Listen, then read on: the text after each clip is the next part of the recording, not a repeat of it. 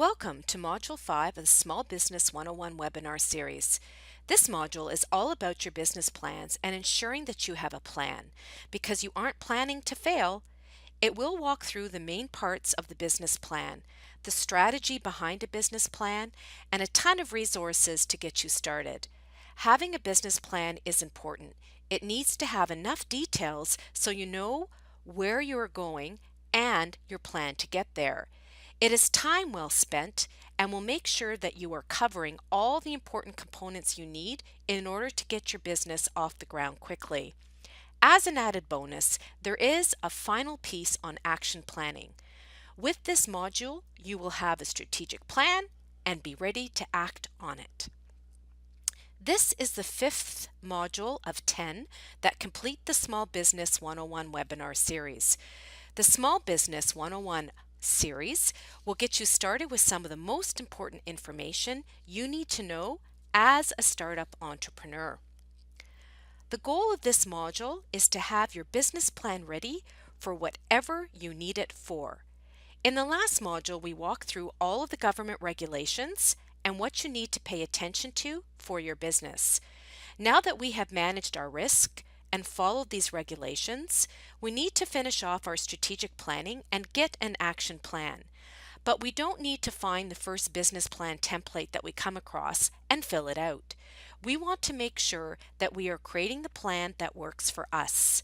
We also want to create a business plan that we can share with others, because whether or not it is your banker, partner, significant other, or employees, your business plan becomes your reference document, your launch pad, and it is all yours. Not every business needs a 20-page business plan to get started. Some need more than that. Some need less. And some need it in a presentation format rather than a written plan. A common mistake that an entrepreneur makes at this stage is doing a 20-page business plan immediately without thinking about what type of plan that they need.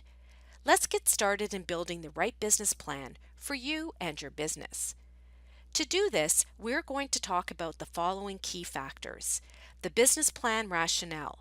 Why are you writing a business plan to begin with? Make sure that we are clear on the reasons. Next, the different types of plans. Based on your rationale for writing a business plan, the type of plan you are writing will change. Then, a business plan overview. We will go through the main parts of a business plan and ensure that you are answering the critical questions that should be considered. The business plan is not a make-work project. There are key questions that need to be thought through to ensure that the overall approach is feasible. There are a lot of business plan resources. We will show you what is available to help you get started, and we will end with action planning. Let's begin. If you fail to plan, you plan to fail. Sometimes it feels like we should just get started. And although that is partially true, as you need to get the quick momentum, you need to make sure that what you are doing makes sense strategically. Otherwise, you are just working hard rather than working smart. And how much work there is to do to start a business, you definitely don't want to be doing something that doesn't make sense. The business plan helps with that. It is your roadmap and should have enough details, but not so much that you get bogged down in minutia. And two final thoughts to ponder. You want a business plan that is actionable and measurable. Now let's get started. The business plan should be for a purpose. You don't want to write one that doesn't work for you. You might need a plan for any of these stakeholders. Yourself, just to keep yourself on track. Investors, they want to know about your revenues and the upside that they have access to. Lenders, they want to know that you can pay them back. You need to mitigate their risk. Employees, they want to be inspired. They also will benefit from understanding the big picture.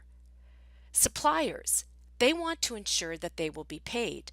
Plus, by understanding your growth plan, you might get some volume discounts. Customers, they want to know about you, especially ones that are loyal to you. They will love to be more engaged. Other stakeholders. Is there anyone else that you want to engage? Family, friends, and others may want to be updated. Depending on the stakeholder that you are writing a business plan for, you will need a different type of business plan. Lender business plans would be designed for the banks, credit unions, or someone who is willing to lend you money. Remember, these people want to protect themselves from risk, so you need to show them that you have done your due diligence. You can do this by having lots of details. Be clear about what your assumptions are. For example, what are you assuming, etc. Doing deep market research and including a sensitivity analysis in your financial forecast to show the worst case financial projections. Most traditional lenders have business plan templates that are 20 to 40 pages in length. The mainstream banks have those posted online, and we have linked to them in the resource guide of the business plan templates. These are the most well-known types of business plans, but they are not the only type. Talk to your banker first if you're going to need them to lend you money, and make sure you are fulfilling their requirements. You may want to start with the basic one-page plan, which answers the basic questions that are highlighted on the slides in this webinar, and talk with them to determine how much details they want.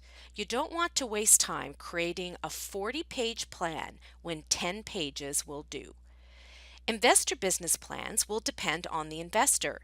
Angel investors and venture capitalists love presentations.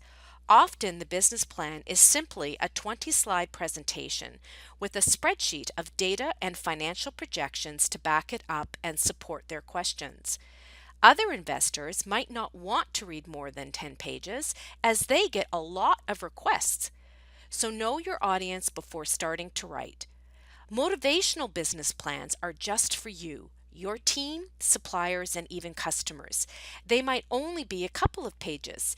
They focus more on the action plan and vision to keep everyone on the same page. You most likely will still have detailed financials in a spreadsheet, but the main business plan might be less than 5 pages. Action-oriented business plans are just for you too. They might be more of a list of things to get done. They might be a one-pager of how everything fits together and a spreadsheet of your financials. It doesn't have to be shared with everyone. It is designed for you to be able to change it and keep it on track. And this one you need for sure. This plan keeps you on track. Now that we know who the business plan is for and how to tweak the business plan for the audience, let's jump into the main components. Grab your business plan worksheet to ensure that you have answered all of the key questions that a business plan should address. Every business plan, except maybe the ones that are just for you alone, should cover these major sections. A cover page that is an overview of the idea and catches the reader's attention. The marketing plan that explains how you're going to get customers. Remember, it isn't a business without them. Operations and how the business will actually work, and financial statements. These sections are important for all of the stakeholders of your business. These are the minimum requirements, and more extensive business plans will expand each of these areas in more detail. This is when knowing who and how your business plan will be used is important and will guide you to what level of detail that you will need to dig into. The cover page is your first impression. How are you going to capture the reader's attention? Often people think that you need to have this to be very formal, but black ink on white paper is not going to pop out. Even using colors and pictures is acceptable. Think about how to attract positive attention right from the start. Then address these fundamental questions. Number 1, what is the need, problem, opportunity that you are addressing? Refer back to Module 2 if you need a refresher here. The more compelling the need, problem, or opportunity, the better your business idea is to the reader. You want them to think, yeah, that is a problem. Make this come to life. Number 2, how are you going to solve it? What is the solution that you have come up with? And make sure that you directly tie this back to the compelling need, problem, or opportunity that you just wrote about. And finally, how are you unique? Don't forget this. Even if you are launching something that is a traditional business like a restaurant, retail store, or salon, you still need to make sure that it is obvious in the business plan that what you are doing is different and amazing and will ensure that your business will be a huge success. The cover page should give a concise overview of your entire business idea, and it should be done in a way that the reader will turn the page and keep reading. And don't be afraid to get feedback here. You want to have a business plan that is a page turner. The marketing plan. Now we need to get the word out there about the business idea.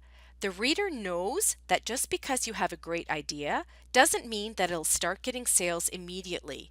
You need a solid strategy. Step one is to pick a target market.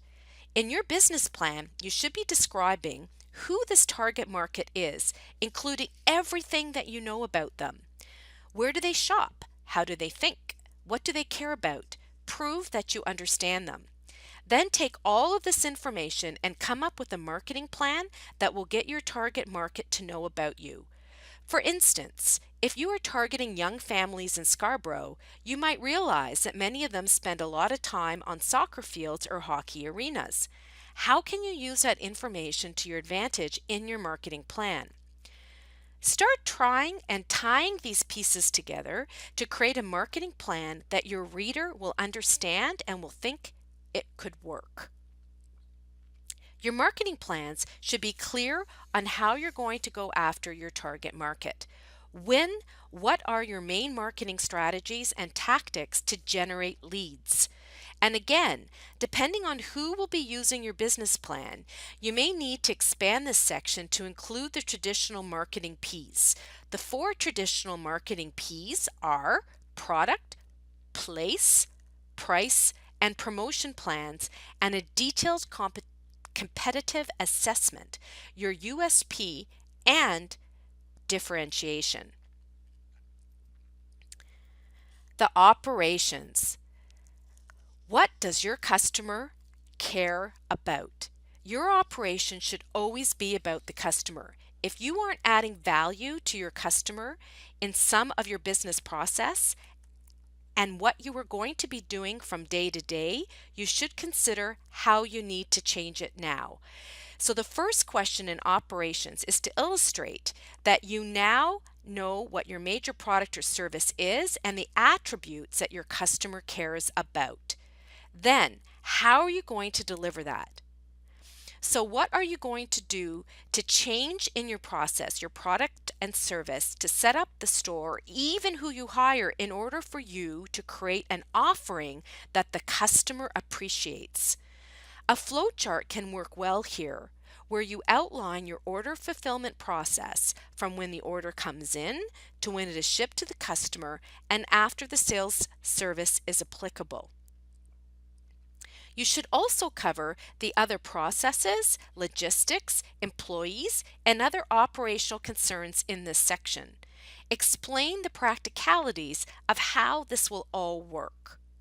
And finally, a well thought out plan has a contingency plan also provided. You want to think through the areas of your business which are more volatile and what is the plan B. You want to have your plan B defined so you can course correct as you are evaluating on an ongoing basis how your business is doing. Financial statements.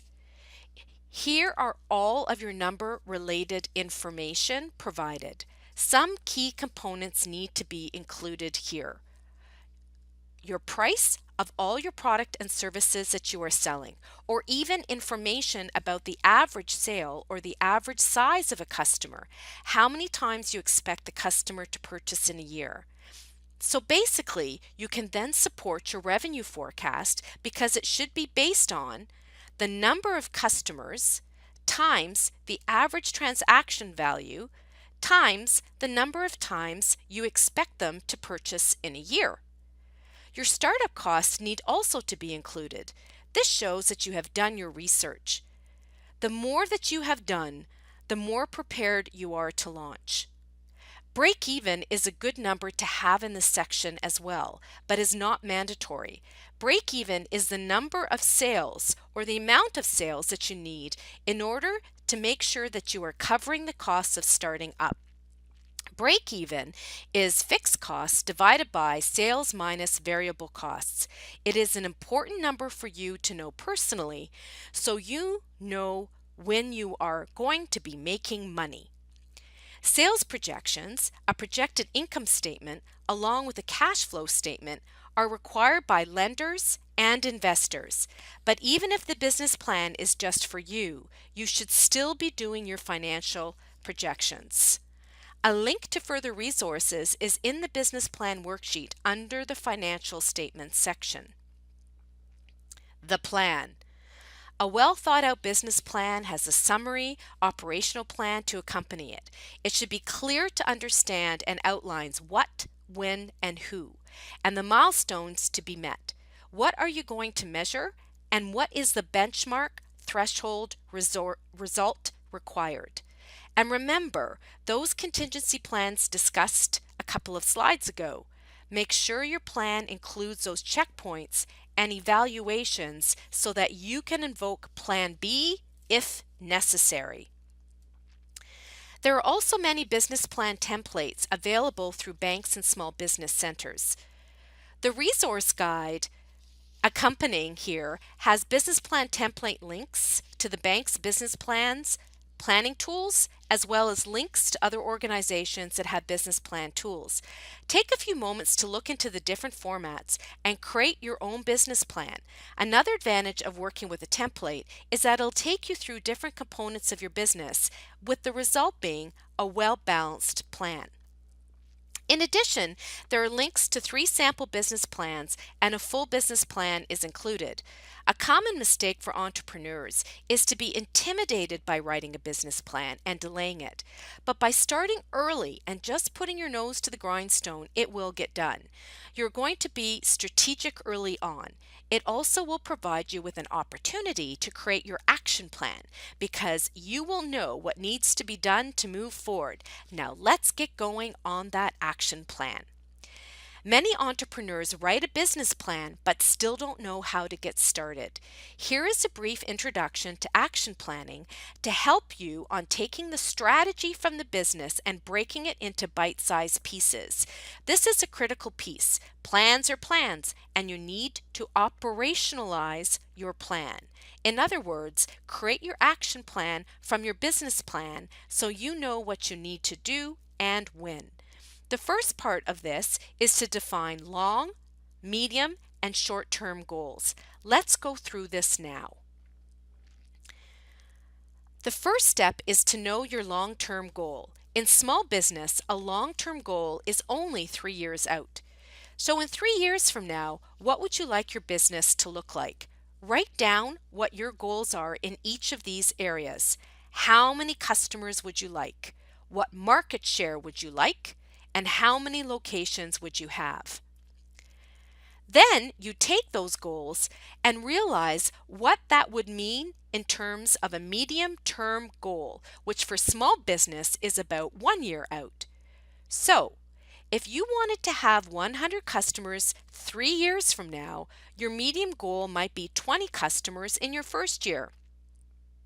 Now you can start thinking about what you need to do to get these 20 customers and outline the marketing activities you will need to do to create the leads you will need to have 20 customers.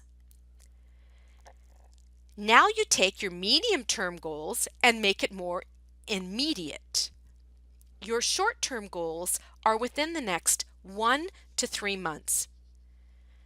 So, if you wanted to have 20 customers in the first year, your short-term goal might be 1 customer this month. And what would be the marketing activity you need to execute to make this happen? It would be prudent to build out your goals for the short term into chunks. For example, 1 month, 2 months, and 3 months. This way you have a short-term view for a quarter and can refresh it each quarter. You now have converted your sales projections and financial forecasts and made it into something that is feasible and realistic for this month. With this short-term goal, you can come up with an immediate action plan to get that going. What are the marketing lead generating activities you need to do to realize your goal of one customer this month?